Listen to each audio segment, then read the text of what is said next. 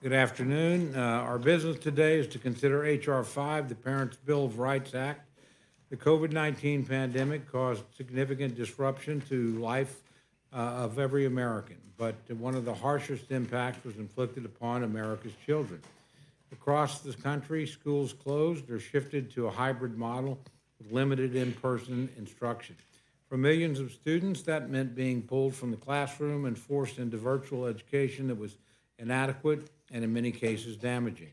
Unsurprisingly, student progress clearly plummeted.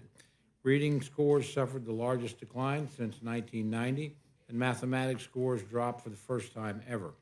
Mental health problems among children soared as students struggled with the repercussions of isolation and loneliness. Indeed, the consequences of shifting children into virtual learning during the pandemic will be felt for generations to come.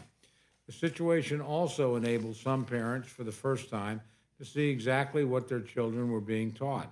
Many were shocked to find divisive topics like critical race theory and progressive gender ideology pervasively included throughout the coursework. In response, parents understandably attempted to reclaim their oversight of their children's education from a coercive federal government. They called for schools to reopen, to prioritize the physical, social, mental, and educational well-being of children, and to refocus curriculum to essential topics outside of leftist ideology. While some states and school districts heeded these calls, many others did not. In many cases, parents who stood up to make their voices heard were branded as, quote, disruptive, unquote, and even as having the potential to commit, quote, domestic terrorism. Today's bill values the fundamental role parents play in the upbringing of their children. With the passage of H.R. 5, we will ensure that key parental rights are protected and will ensure that our classrooms will be places of learning and growth, that parents, families, and educators and administrators are all on the same page.